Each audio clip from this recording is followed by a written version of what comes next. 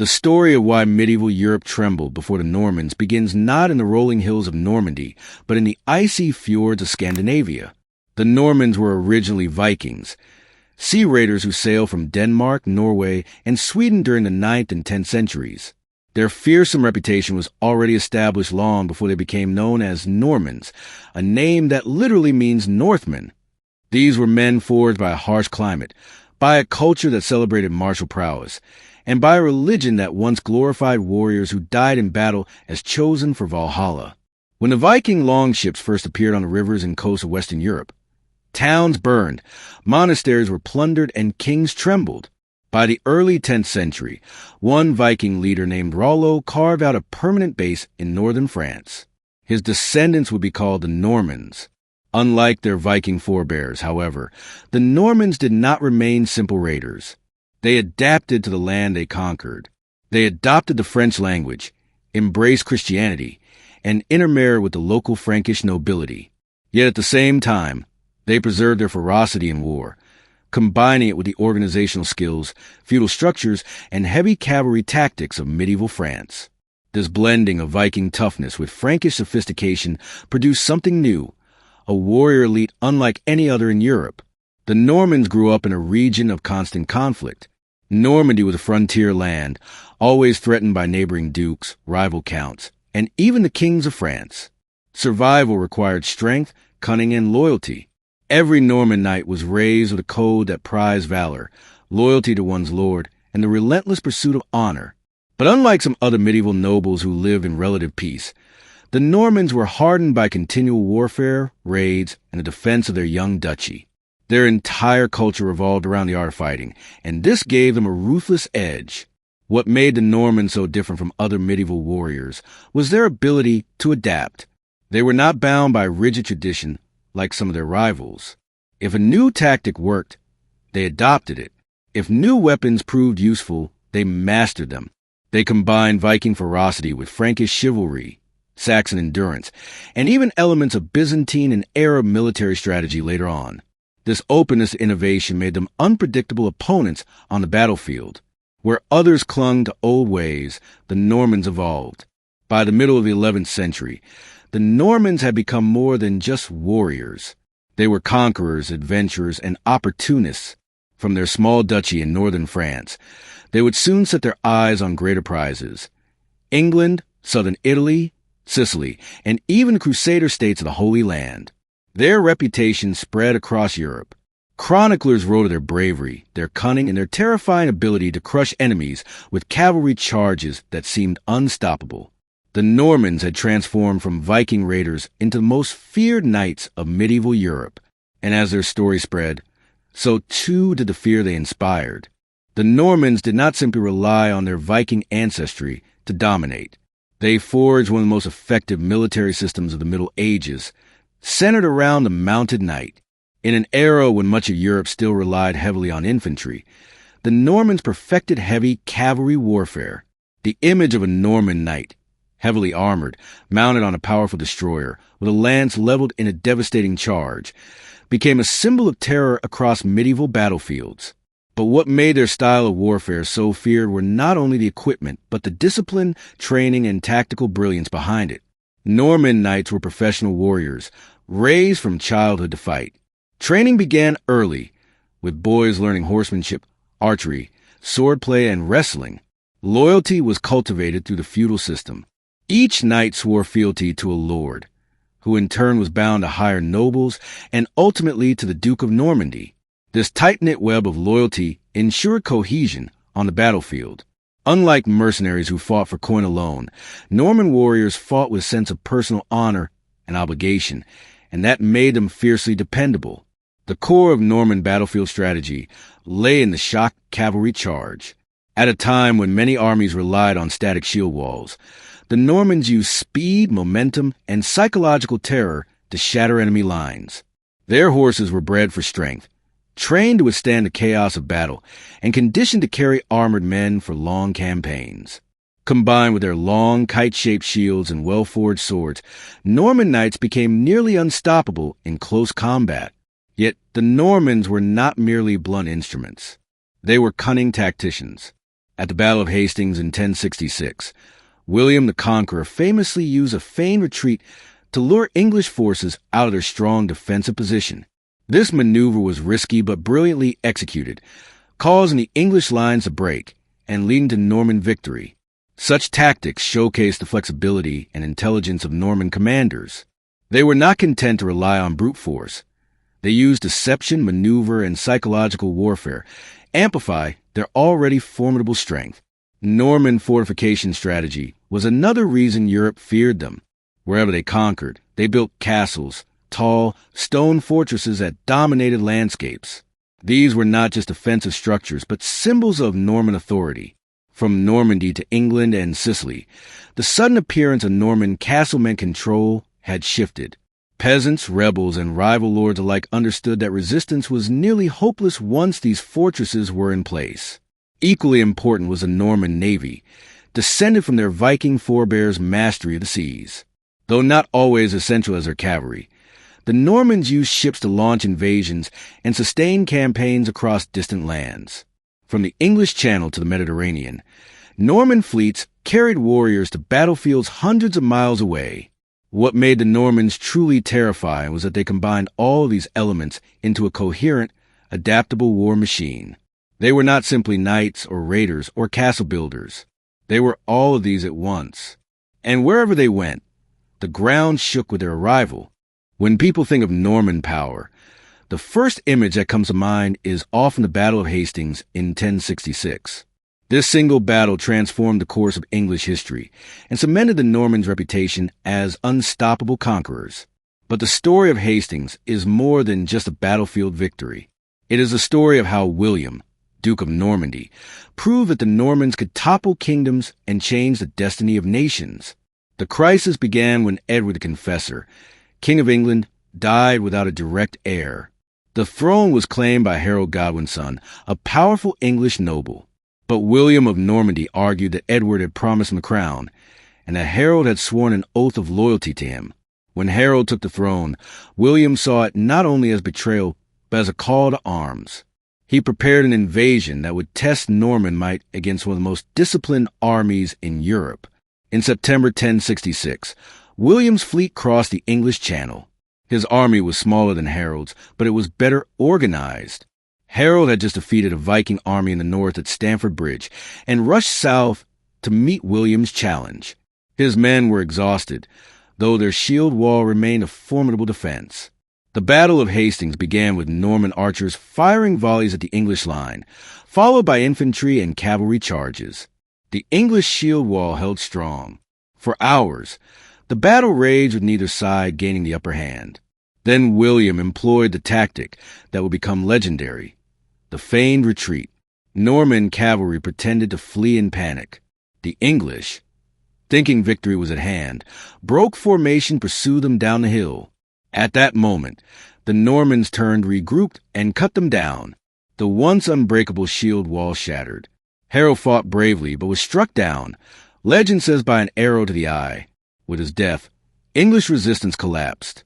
William emerged victorious, earning the title William the Conqueror. The conquest of England was complete. The aftermath of Hastings showed why Europe feared the Normans. William did not simply defeat the English nobility. He systematically replaced them with Norman lords, redistributed land, and imposed Norman culture on England.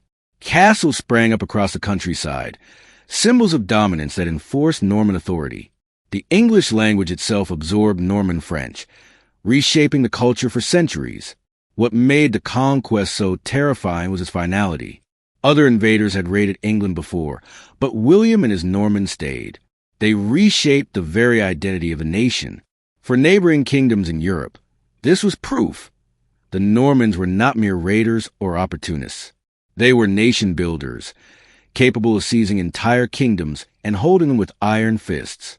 After Hastings, Europe trembled not only because of what the Normans had done, but because of what they might do next. After conquering England, the Normans showcased one of their most effective tools of control: the castle.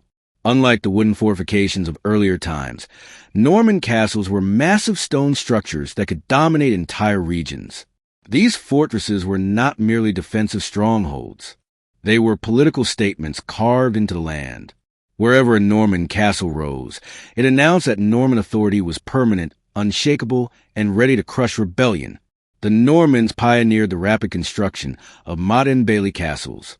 A motte was a raised earth mound topped with wooden or stone keeps, while the bailey was an enclosed courtyard below, protected by walls and ditches. These could be built quickly, allowing the Normans to establish immediate dominance after conquest. Once stability was secured, it was replaced with stone, creating towering fortresses that could withstand sieges for months. In England, William the Conqueror ordered the construction of castles across the land. The Tower of London, begun shortly after his conquest, remains the most famous example. But hundreds of others sprang up in strategically vital locations, at river crossings, trade routes, and rebellious regions. For the average English villager, the shadow of a Norman castle was a daily reminder of foreign dominance. For rival lords, it was a warning that resistance was futile. These castles were not only military structures, but administrative centers. From them, Norman lords collected taxes, enforced justice, and projected authority. They served as bases from which cavalry could ride out to suppress uprisings or defend borders. In effect, castles allowed a relatively small number of Normans to control vast territories. Europe trembled because the Norman method of conquest was thorough. Unlike raiders who plundered and left, Normans entrenched themselves. Their castles made rebellion costly, often suicidal. Chroniclers recorded how English resistance melted away in the face of Norman fortification. Even when revolts broke out, the castles provided safe havens for Norman rulers, allowing them to outlast and crush opposition. The psychological effect of these stone giants cannot be overstated. To medieval peasants, who lived in wooden huts, the sight of looming towers and walls was awe-inspiring, even terrifying. They symbolized not just strength, but permanence. The Normans were there to stay. Beyond England, the same strategy played out. In Normandy, Sicily, and southern Italy, castles cemented Norman power. Even during the Crusades, Norman-built fortifications became essential to holding captured lands. Their reputation as master castle builders spread across Christendom, further adding to their aura of invincibility. By combining mobility with permanence, the Normans created a paradoxical military system.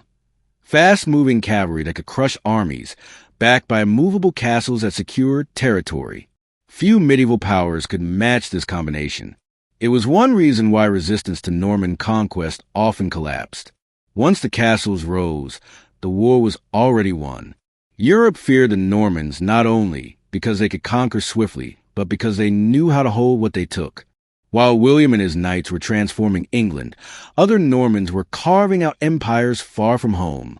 In the 11th century, bands of Norman adventurers traveled south into Italy. What began as mercenary work for local rulers soon became full-scale conquest. By the century's end, the Normans had taken control of southern Italy and Sicily, turning the Mediterranean into another stage for their legend. The story began with small groups of Norman knights arriving in Italy as pilgrims and soldiers of fortune. The region was politically fragmented. The Byzantine Empire controlled parts of the south, the Lombards held others, and Muslim rulers dominated Sicily. This chaos created opportunities for ambitious warriors. Local princes hired the Normans as mercenaries, impressed by their skill and ferocity. But soon, the Normans realized they could seize power for themselves. One of the most famous Norman families in Italy was the Hautevilles, sons of a minor nobleman from Normandy.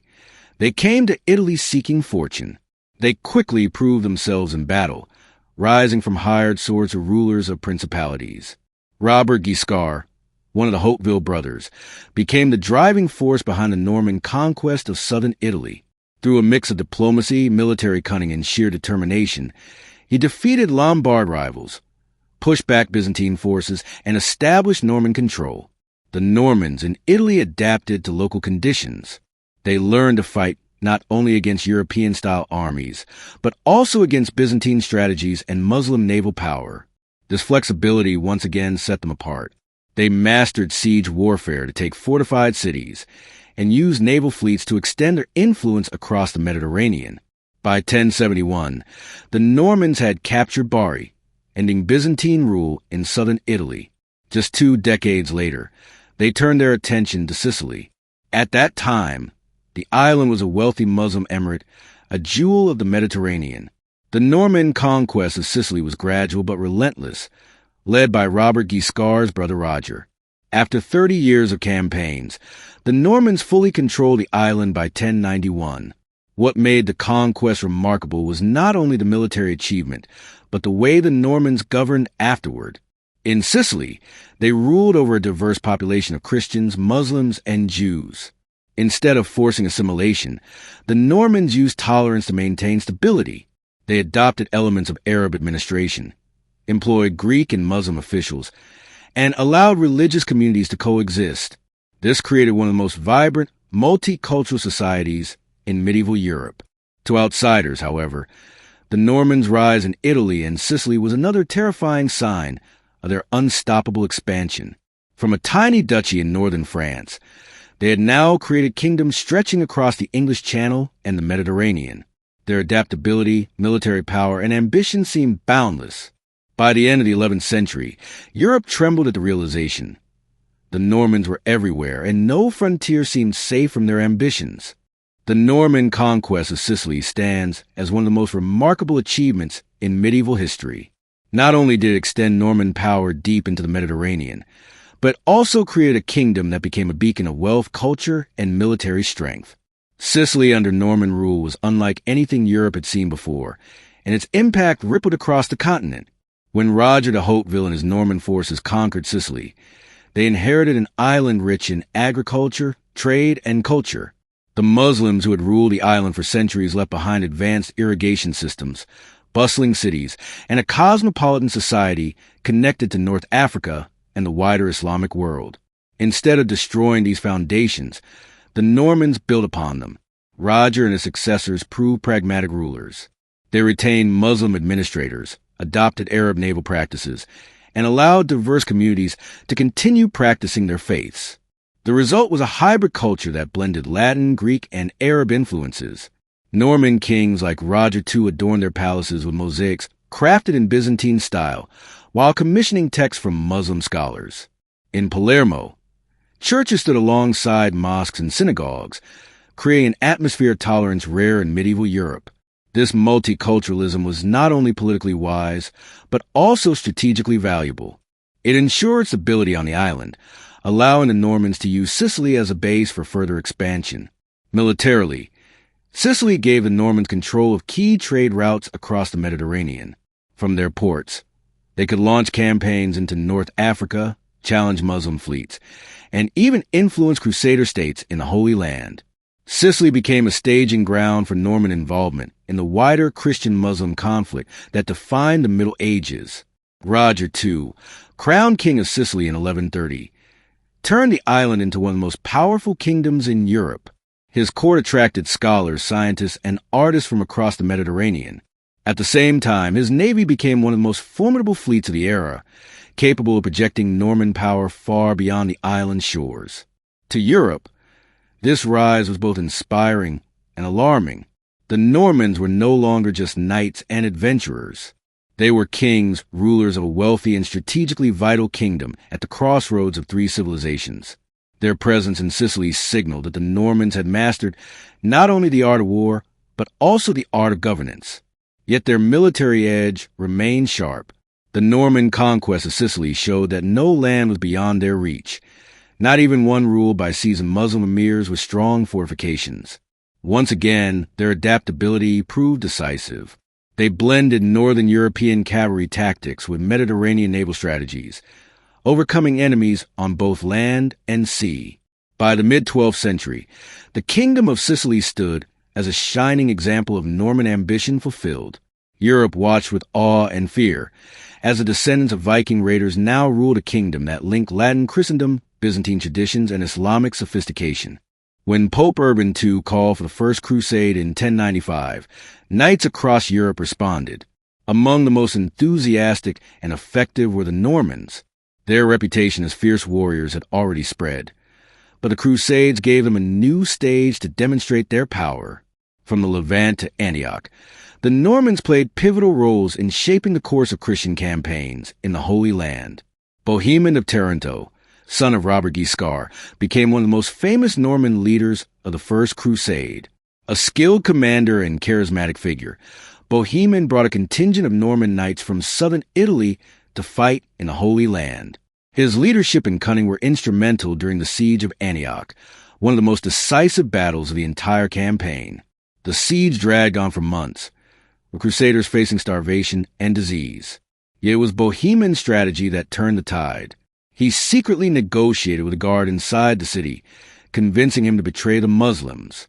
This allowed the Crusaders to storm Antioch in 1098, capturing the city and securing a crucial stronghold.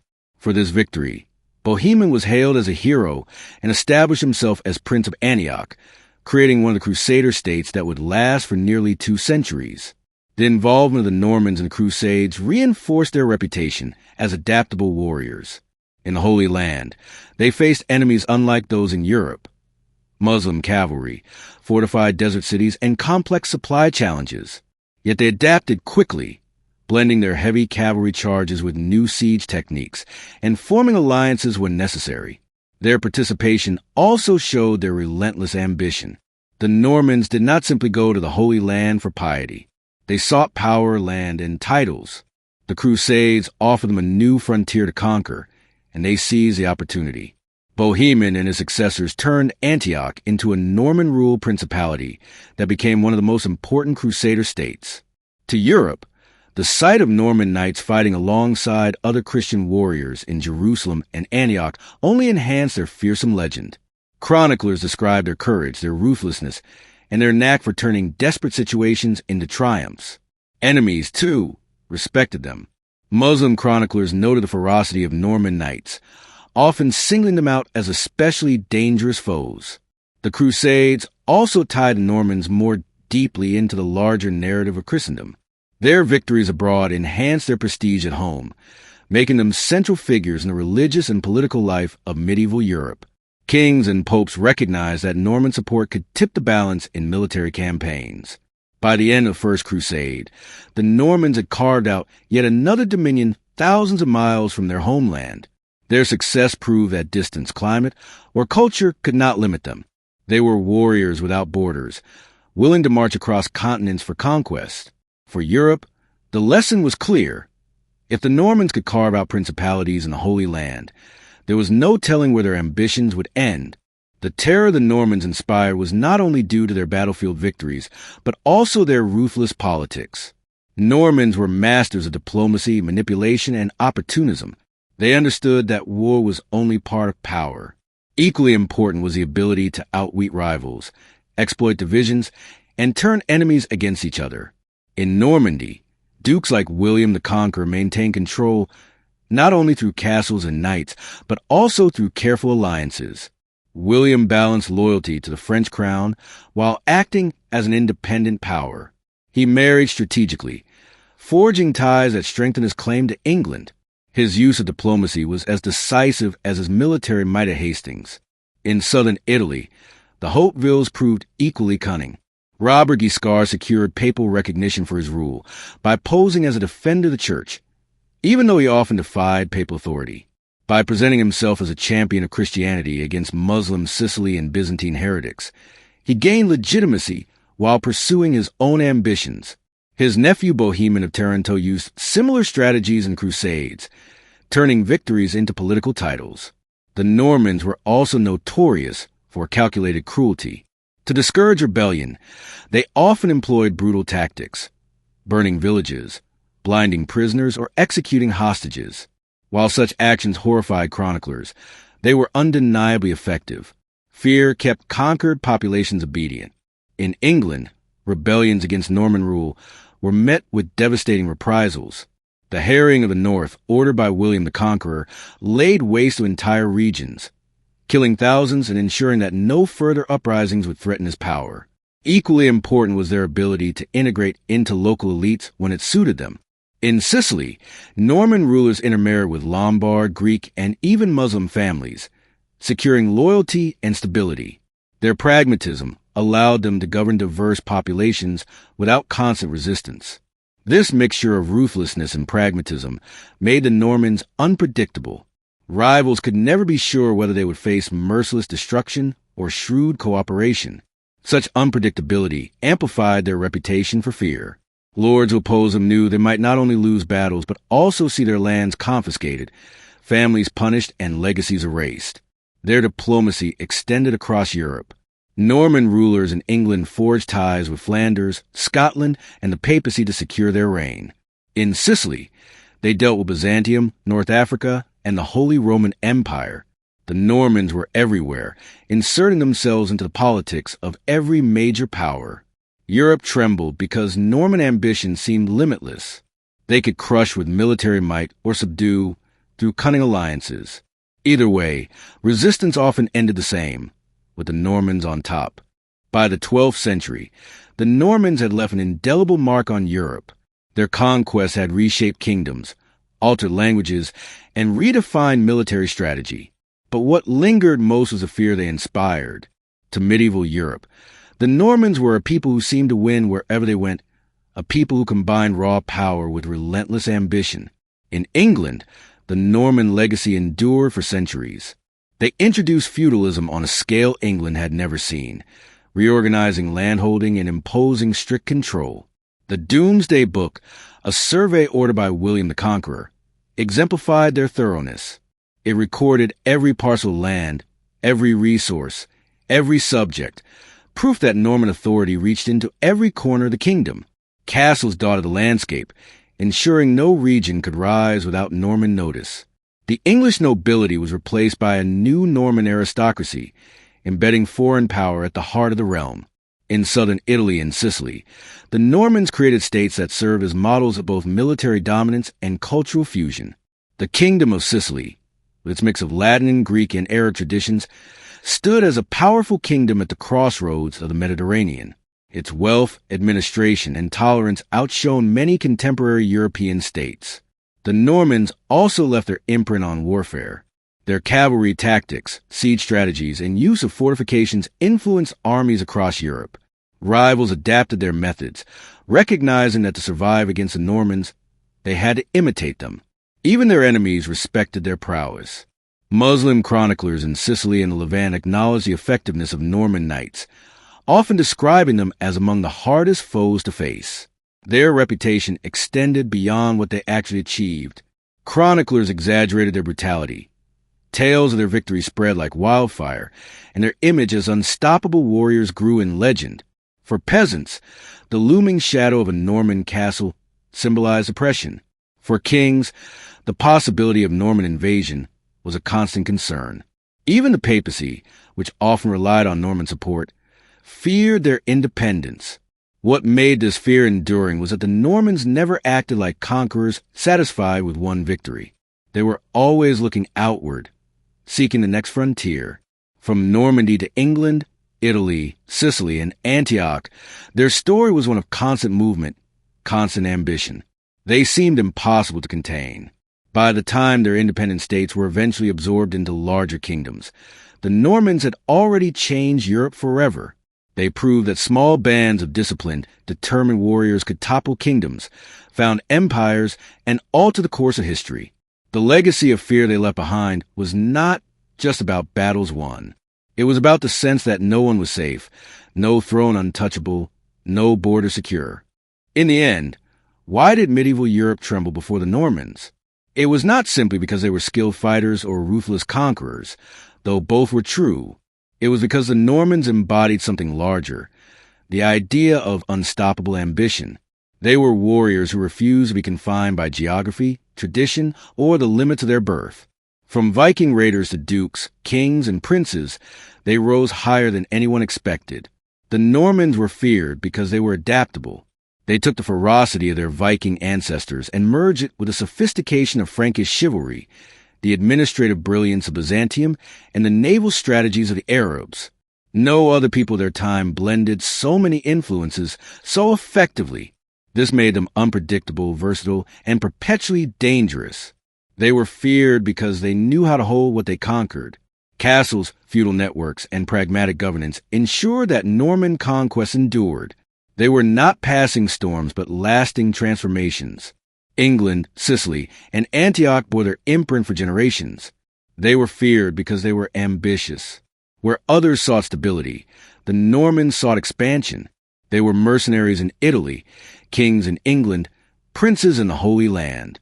Their reach seemed boundless, their hunger for power insatiable. Rivals could never relax, for they knew the Normans were always watching, always waiting for weakness to exploit. They were feared because they were ruthless. When rebellion stirred, the Normans crushed it with fire and sword. When diplomacy was needed, they were cunning manipulators. Their unpredictability made them doubly dangerous. To face a Norman was to face both the sword and the scheme, the knight on horseback and the strategist in council. Even their legacy amplified the fear. Chroniclers exaggerated their deeds, turning victories into legends and defeats into rare exceptions. The name Norman became synonymous with conquest itself. Villagers whisper their cruelty.